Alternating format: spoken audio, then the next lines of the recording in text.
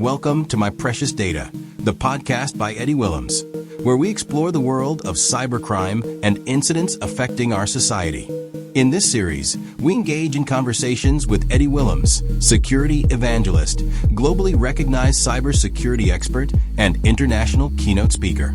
Eddy also dives into conversations with fellow experts to share insights and explore new perspectives. Together, we highlight the latest security trends and discuss preventive measures to help avoid these kinds of problems.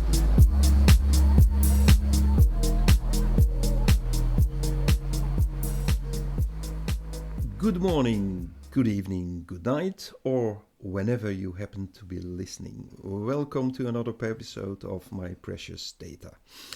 Today I'm joined by someone who played a crucial role in the history of European cybersecurity. He is the founder of Avira, a company that started small but became one of the most recognized antivirus brands in the world. Tjark Auerbach. Hello. Tjark, it's really great to have you here. Thank you. Actually, where are we here? Berlin. In Berlin, yeah. This is actually recorded during one of the better conferences, the Far West Bulletin Conference. But I think we've known each other for a long time, isn't it? Yeah, at least 2 or 3 decades, when iCar was founded somewhere in Brussels in a downstairs conference room where it was utterly cold. I remember it more or less. I think, that was 1991. It's actually, wow. Yeah, it's really more than 3 decades ago. Wow. Well, anyway, time flies. Now, but for the listeners who may not know your full story, how did you, your first step into the world of cybersecurity, and what inspired you to start with Avira? But actually, it got another... not Avira at that time. It got another name, isn't it? Yeah. No, it does not. So the company was founded under the name of H&B EDV, which, if you want to hear that story, go ahead. is actually the capitals of the first names of our wives with my original co-founder. So his wife was Betty, or is still named Betty, and my wife is called Hannelore with an H at the beginning. Okay. And we sat down in a steakhouse talking about how interesting it was with our current employer, to work, and what were our dreams. We were more into software, they were more into hardware, and we thought by ourselves, it might be a good idea to start a company. So what about the name of the company? Nothing was really quite good, so we thought about the capitals of our wives, the capital letters of our wives, because we, by contract, were not allowed to work for a different company, not even our own. And it was quite nice. So we came up with the idea with B and H. Yeah. But B and H in German is an abbreviation for a bra. So probably not a very good idea to name a company like that. So we came up with H and B EDV for electronic data processing. So H and B EDV. That was the start back in 1986. Look at that. In a steakhouse, which still exists today. Oh, interesting. Okay. Yeah. Let's go for that steakhouse afterwards, maybe. But that. Interesting. I never heard that story actually. So, and we know each other for a long time. So anyway, but it changed at some point to Avira. But I'll come back to that later on, maybe. So building a security company in Germany in the 1980s, that must have been very different from today's environment, isn't it? What was the biggest challenge at that moment? There were many challenges. Yeah.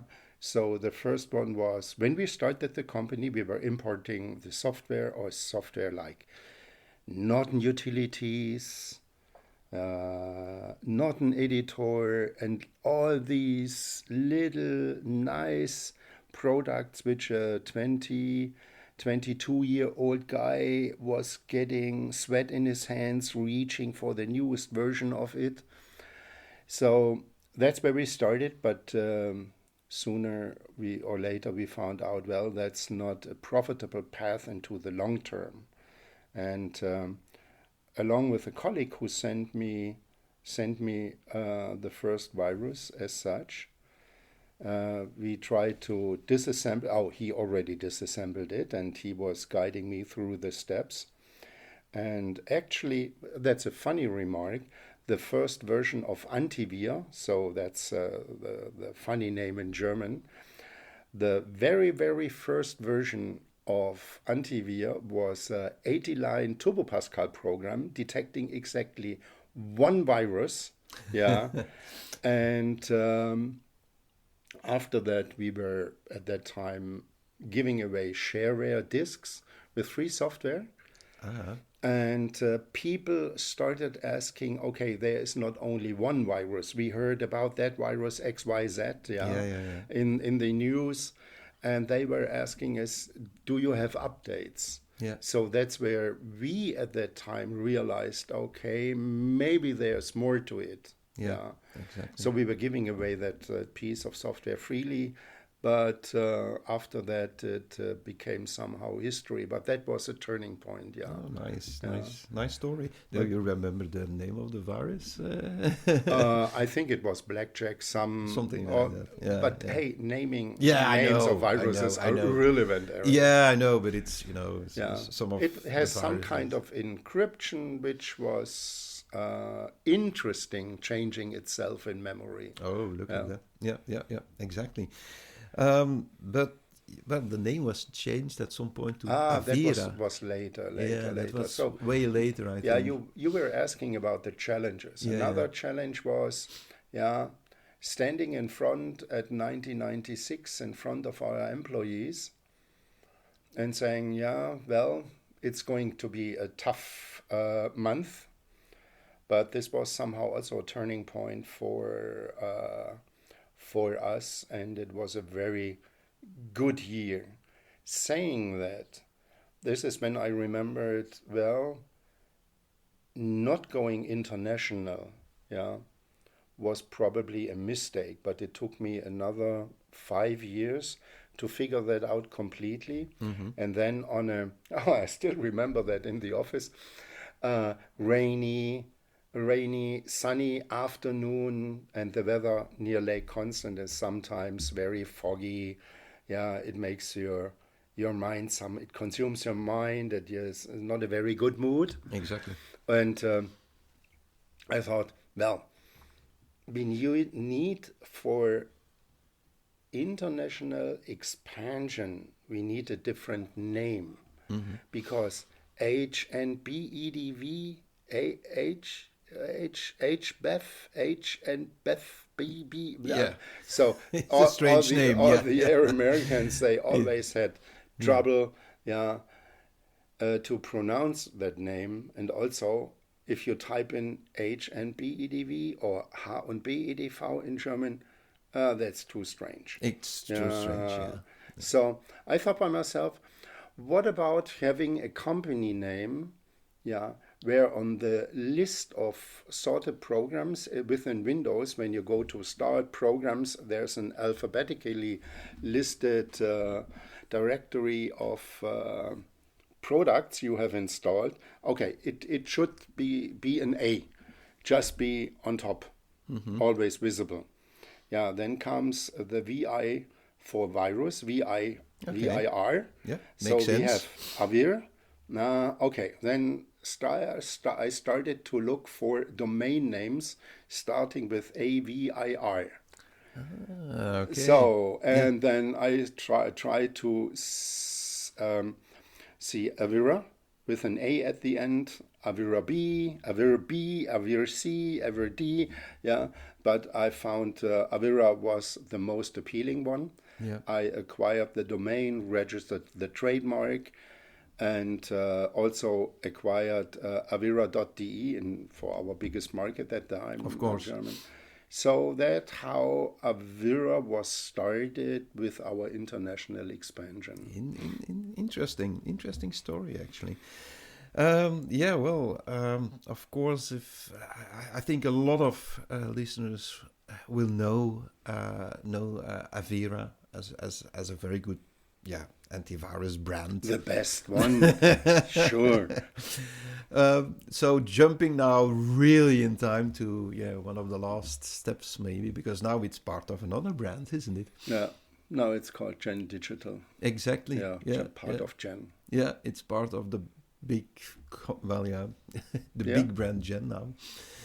Yeah, well, at some point you need to do that, isn't it?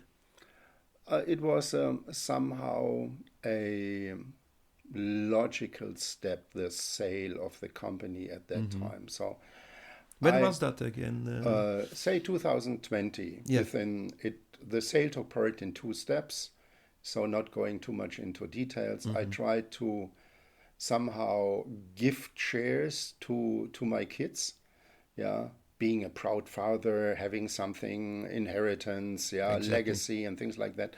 But it didn't turn out. Yeah. It didn't went very well. It didn't went well. Just a small example. So having 3, I'm married to a very nice wife. And we both are stubborn as hell, both of us.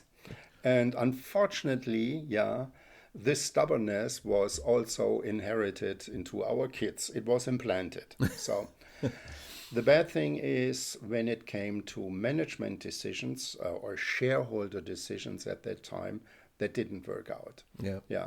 You had, along with our 3 kids, we were then 4 and 6 with my 2 colleagues, which I started the company with. And we were 6 members and had seven opinions. So that's we difficult. were there to say so for actually 2 years. We will not be able to really come to a right conclusion. So we wrote back the share transfer, which I'm still very grateful for my kids that they somehow agreed to it. And I thought by myself, well, I'm not getting any younger. And I felt it somehow since 50. Our biggest German computer magazine, CT, still very influential. I need glasses, in the evening to read them. That was very new. And I started being 50 and so. And, it's becoming more the energy somehow Exactly. you had in the earlier years. I know what in you the mean. earlier years somehow lost. You have to convince yourself. It's a great company, which still it is. You have to go there and to convince yourself. Well, get up every morning. So I thought by myself, well, so what is your heart really aching for, to say so? And it always was the technical department. I feel sorry for our sales department, which I always have seen as the dark side of the universe, with Darth Vader being somehow the central universe, the center of the universe, of the bad universe. Nobody wants to talk to, especially not in marketing. So I'm more of the technical guy. And I always was protecting the technical things within Avira. Every profit went back into research. So, and I thought by myself, well, maybe it's best somehow to put the legacy into the technical department so that they have a future, even within the bigger brand. So, and that's how we came to the first sale of the company, because actually there were first two sales. First to an investor, and I think 10 months later, the sale of all the shares then into Gen Digital, formerly known as I think Norton Antivirus, Symantec, Yeah, exactly. Broadcom. Yeah, exactly. So sorry about that long. No. It's an interesting story, definitely. But let's go to something completely different. Let's go to the evolution of the threats. So because you saw the transition from, let us say, simple computer viruses on floppy disks to complex malware like ransomware, state-sponsored attacks, whatever. So, which stage of this evolution surprised you the most? What is for you something like a surprising moment in all that history of security? Surprising. If I may, I would say rather annoying. Yeah, that it comes so easy, so early, is when it forces you to overthink, to really think about how are you detecting. Is, for example, when you were first faced with the challenge of detecting polymorphic or mutating viruses. Yeah. Yeah. Okay, what is a polymorphic virus? How do you explain a mutating engine within a couple of minutes? So here to say the challenge at that time was, before we were using patterns, to put it mildly. Yeah, say a sequence of bits and bytes where we're looking for within certain areas of a file. Yeah. And if we found that, to say so, signature, we yelled, alarm, alarm, we found a virus, or things like that. Yeah, so that was easy in the That beginning. was somehow the easy part. The annoying thing, not the challenging part, I will not give credit to the others, is when they created self-evolving is not the right word, but self-composing is also not the right word. Yeah. So, but if you say Mutating? yeah, but mutating is something biological. That's right. Yeah. It gives them somehow too much credit. Self-changing? Self-changing is probably the right word. So, for example, you also always can do or replace in addition, to say so 1 + 1 = 2. You can also replace this with a subtraction and do something different, but the outcome is self. It's the same. It's 1 and 1 = 2. Yeah, true. Yeah, you can also do a subtraction. I do not want to give into details. I know what you mean. Yeah, and I think the listeners will get it. Yeah, you can also add up to 3 and then they said -1. You also come into 2. So, but doing that, having that more or less endless possibilities of doing that calculation, let's put it that way, was challenging. How, when you're looking for fixed patterns, now you have to look for a scheme, for a calculation. And that somehow forced you to rethink the way you were doing your detection. Exactly. Yeah. That was, I think, one of the annoying parts, not saying challenging. And another one was when you were faced with the evolution of ransomware, of when it become, to say so, more money-oriented. In earlier times, I would say that sometimes the virus writers were happy enough to see their virus with their name listed in some description of an AV company. Yeah. These were former, so when money was not involved. Yeah. But with the invention of send me money and then I will decrypt your data files, when money became involved, that was really when we also said, okay, also we need to our BFG 9000, I said at that time, and if people recognized playing Doom, the BFG 9000 was the ultimate weapon. So we also, what I was saying is, we also had to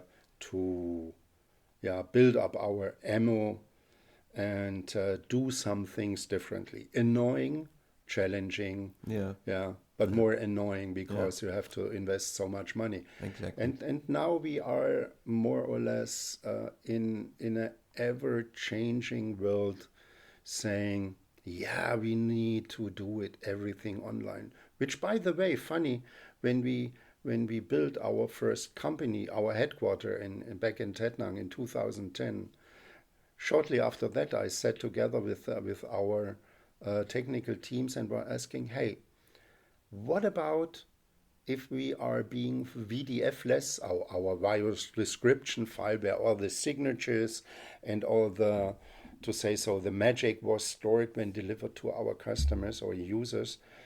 And I said, what about if we became VDF-less in 5 years? Yeah. That was 2010, 2015. And if I look today right now, everything needs an online connection to be protected as fast as possible. Yeah. True. Yeah. Makes totally sense. So Avira itself became really a well-known brand across the globe. It was not only Germany, because at some point it was really also very visible internationally. Wasn't it? Because it's was there something? What was the key to making it internationally visible? Was there something special you did? I don't know. I would say rather one of the guys at one of our computer fairs in Germany back, to say so, maybe 20 years ago. Mm-hmm. Yeah, we sat down at my sister's place near Hanover where the fair took place, and we were thinking about how can we improve our visibility. And then one of our colleagues, our staff members, came up with the idea, what about what we now called at that time, called a personal edition, just to give it away for free. Yeah. Exactly. So the free antivirus. The free antivirus was the key. Helped it. Yeah.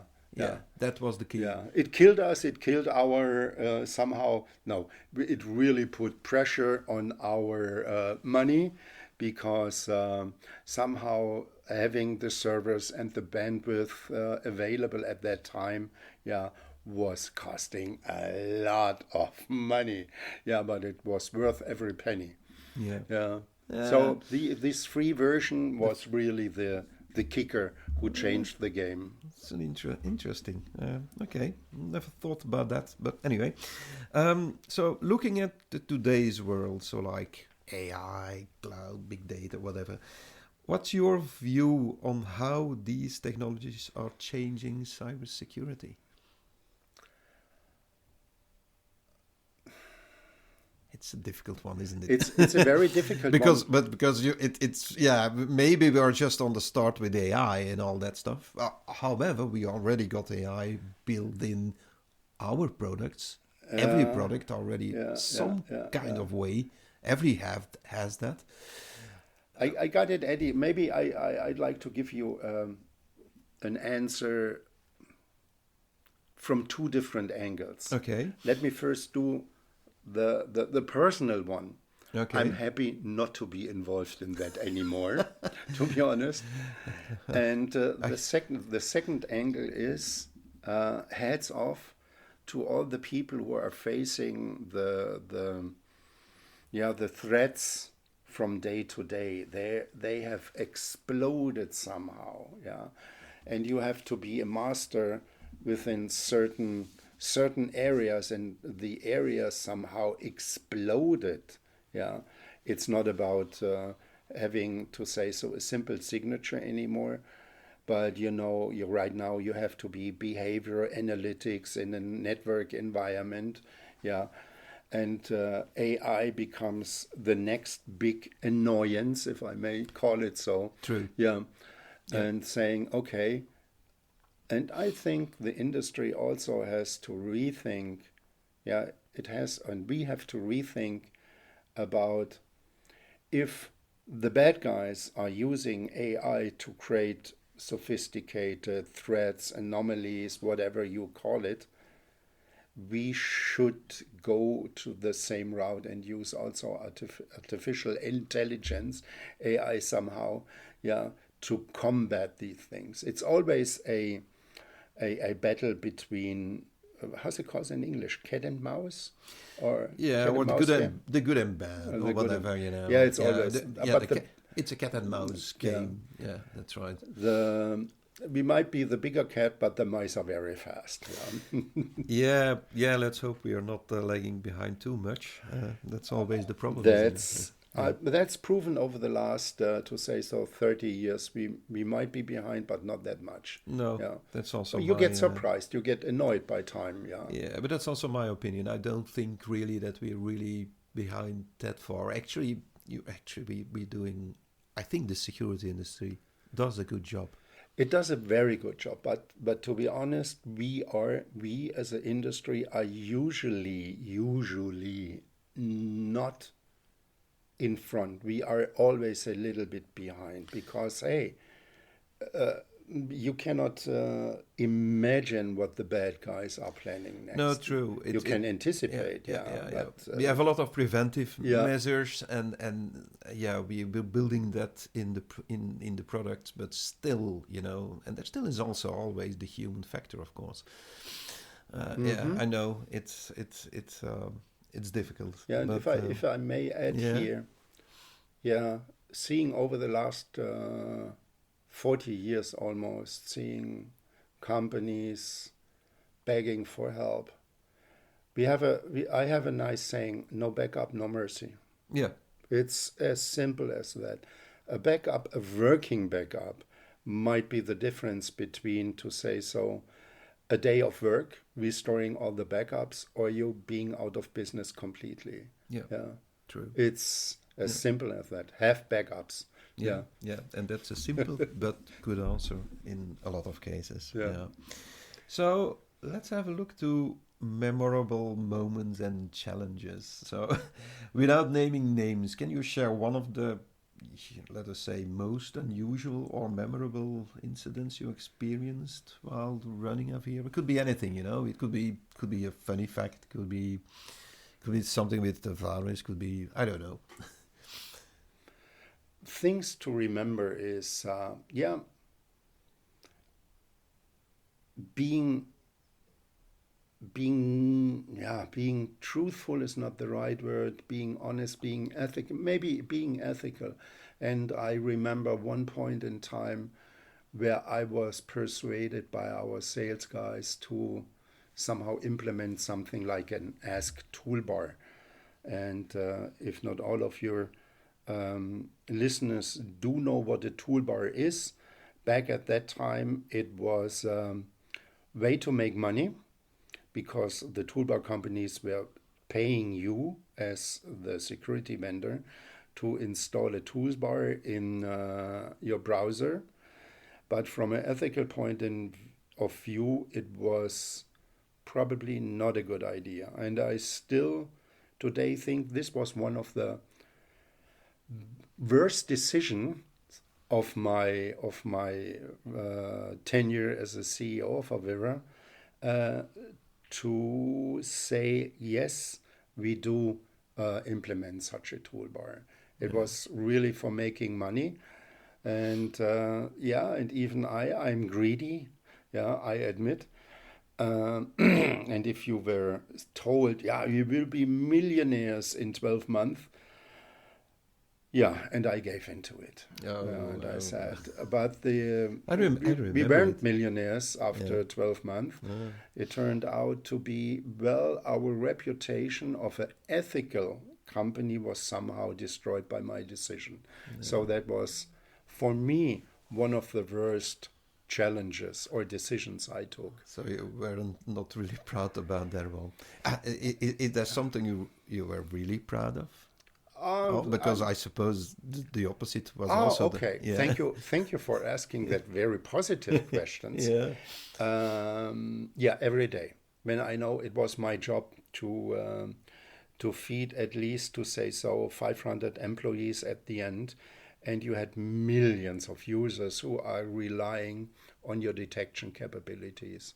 Yeah, that was also, or is still very satisfying when you hear, yeah, it helped a lot, it detected viruses. One of our customers once said, or our customer said, that Avira is like sun cream. Yeah. And it's good to have it. Yeah, even if it's annoying sometimes to apply it, yeah, because it comes with some, how should I say, it comes with some systems penalty because you have to open each and every file and look at it. Yeah, the systems are going faster, but you will know, yeah, it slows down a little bit your system. Yeah. But the sunscreen effect, yeah, but you do not get a sunburn. And if you said that, hey, that's somehow.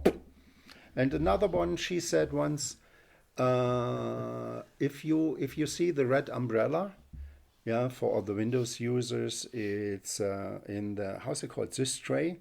Yeah. If you say the red umbrella popping up, you know your PC is safe.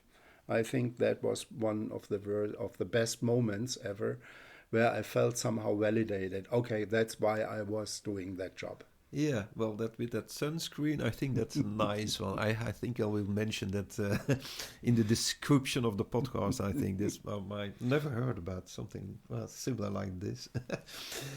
Okay, industry reflections. Having been part of the antivirus industry for like decades now, so how do you see the role of cybersecurity vendors today?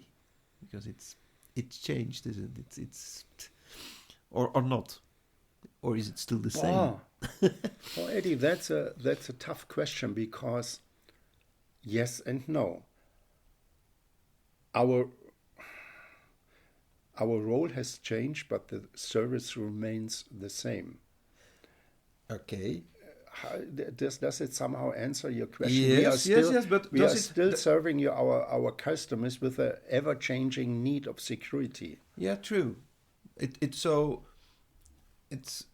you think it shifted too much towards business and not profit or profit, or do you think it's something like that? It's a money-making machine. No doubt about that. Yeah. And I think that changed, isn't it? Because I think it changed from the beginning. I think we all were idealists or whatever, isn't it? Yeah, but more or less. I agree. Yeah, that's the stigma somehow we put on ourselves. We are the idealists. We are from academia or academic backgrounds.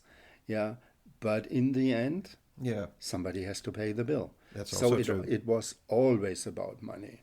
Yeah, it was always about money. So you have to feed your employees. Yeah, and it was a job. Okay, how can they get paid? Yeah, exactly. Yeah, okay. So is there anything about cybersecurity that still surprises you today? Something? Surprise? No. I always see it as technological advancement, yeah, or evolvement, this might be the better word, yeah. No, that does not somehow astonish me, yeah. It annoys me maybe that it took so long, yeah. Really. So for example, now a couple of minutes ago we were talking about AI somehow sustained, backed programming and things like that.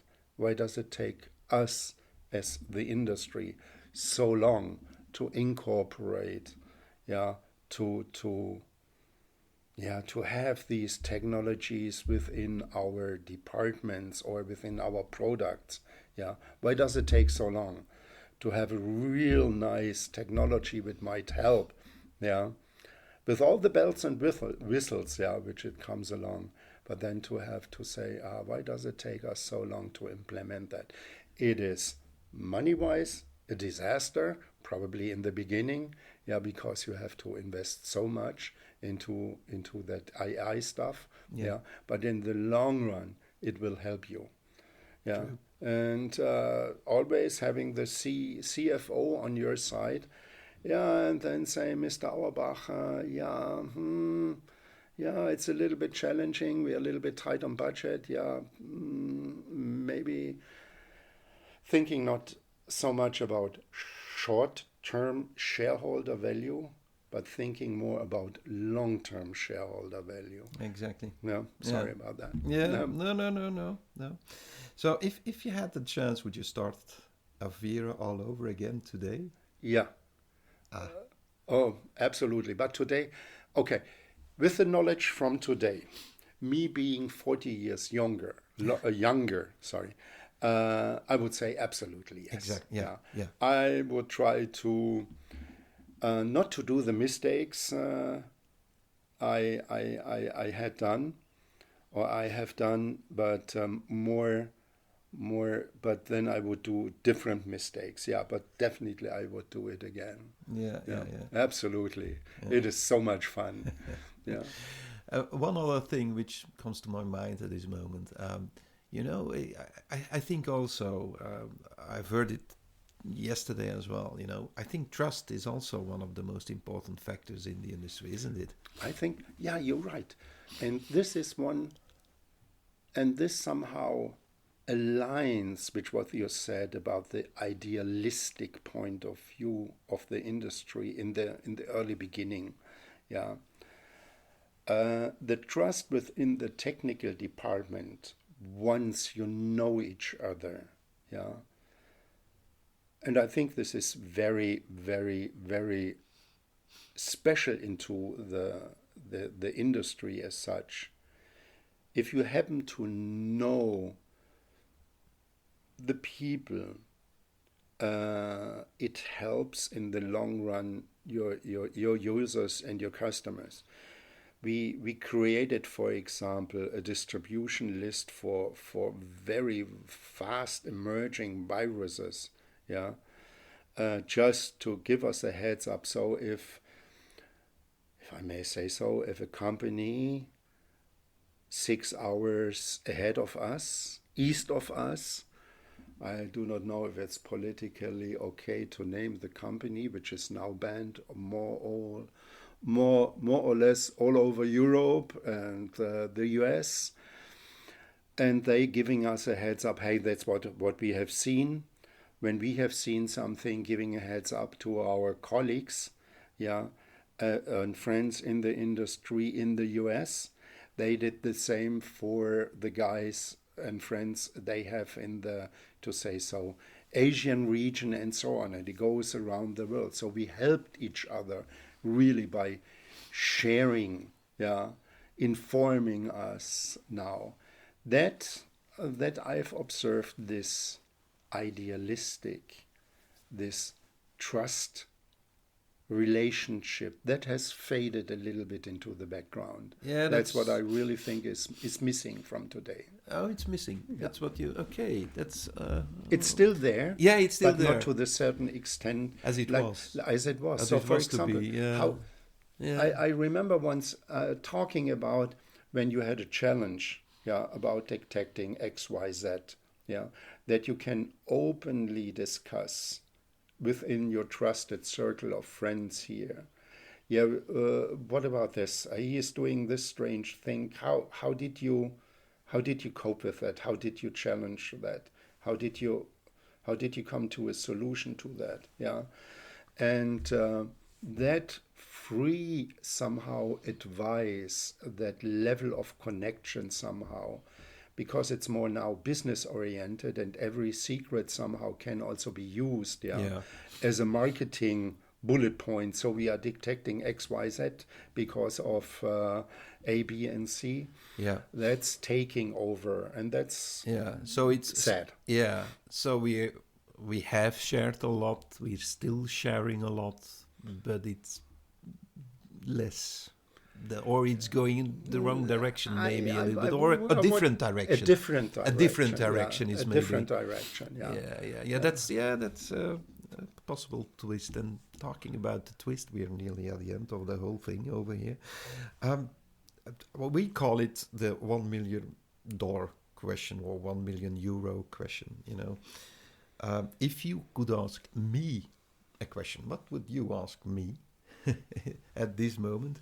Could be anything, you know, could be something, I don't know. Do you have any questions for me? That's also very tough, Eddy.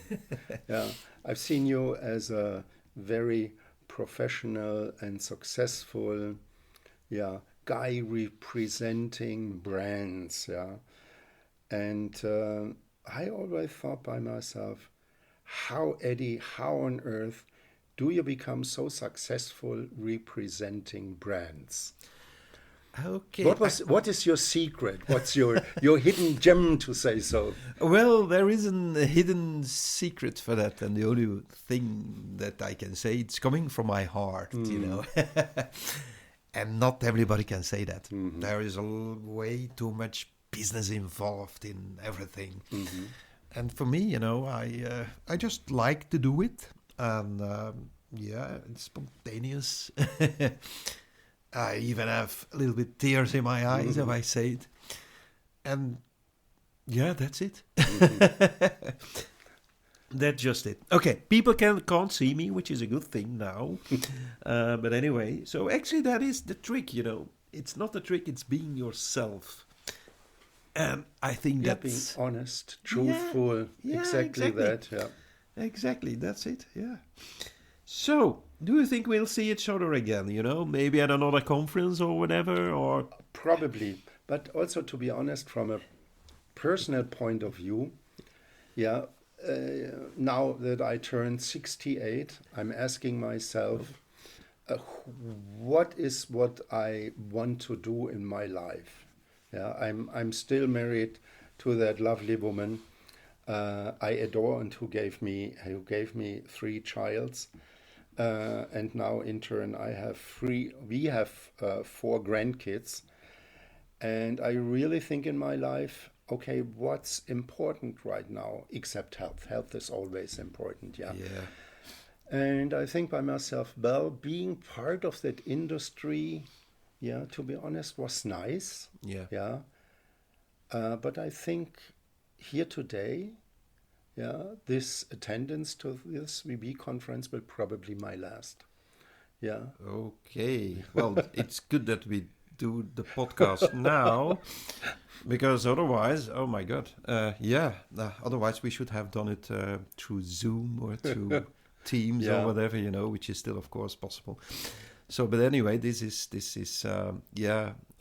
actually a pity to hear. But anyway, I'm pretty sure we will see each other during whatever, you know, kind of, even if it's an event or maybe a birthday or whatever. I think we will see each other again. Anyway, is there anything final you want to say to the listeners, or something we are missing in this conversation or whatever? No, we mentioned that a couple of times, is just to be honest, be truthful, be ethical, and slam the bad guys. Oh, perfect. I would say exactly the same. Tjark, thank you so much for sharing your story. My pleasure, and your reflections. It's been a pleasure really talking with you. And I know our listeners will really appreciate hearing from someone who helped build the foundations of today's cybersecurity industry. I'm pretty sure about that, and it's also my vision. I wish you a cyber-safe continuation of your day, and I look forward to crossing your path again somewhere soon. So to all our listeners, thank you for tuning in. Thank you for listening. Yeah, and until next time, keep your data precious. And backups. Definitely. If you have any comments, questions, or suggestions, feel free to email us at podcast@wavci.com. For more information about lectures or keynotes, please visit wavci.com. See you next time.